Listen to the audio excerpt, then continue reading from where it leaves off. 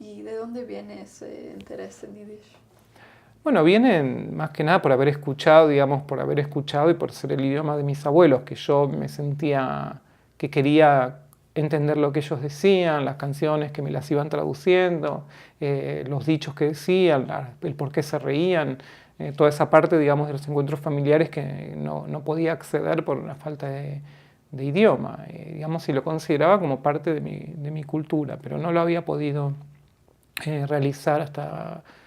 bastante tiempo después, que fue en un viaje en Polonia, cuando yo ya estaba en Israel, donde en realidad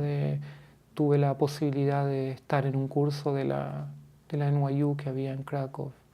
y me dejaron acceder como estudiante libre porque no tenía yo nada que ver con el curso, y ahí tomé unas clases de Yiddish y ahí fue cuando decidí, cuando volviera a Israel, intentar estudiar Yiddish.